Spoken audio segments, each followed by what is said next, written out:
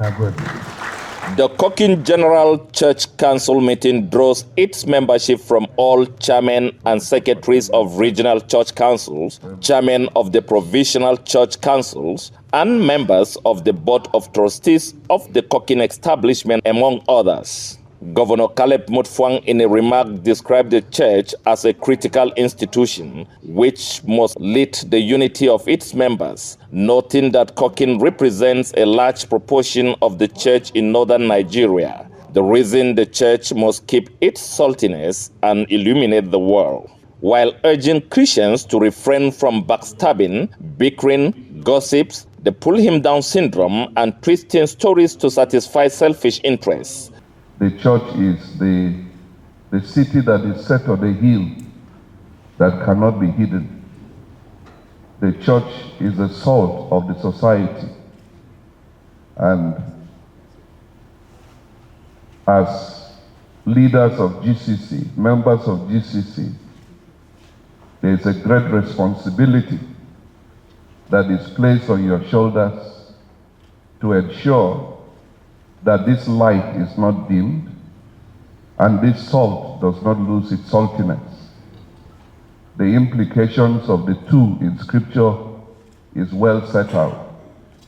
Governor Mutfwang said his administration is dealing with insecurity, which is linked to poverty, and is re-engineering the state's economy to create wealth through a revolutionized agricultural sector, as well as planning to recruit more agro-rangers in the coming weeks.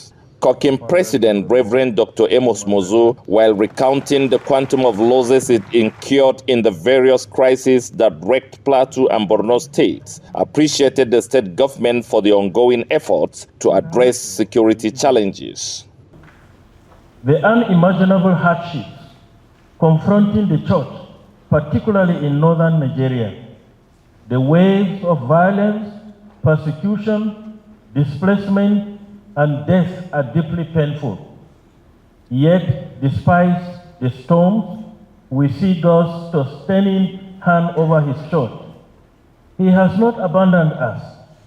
The COCIN helmsman stressed that the church must raise morally sound leaders to shape the nation's conscience. He decried the fact that tribalism, nepotism, regional bias, and injustice are factors threatening Nigerians' unity, peace, and stability, which often lead to persistent conflicts. Former COCIN President Reverend Professor Pandami Ansat challenged the church leaders to protect followers from false doctrine and cautioned them to eschew materialism as well as idolatry practices, which are finding their way into the church.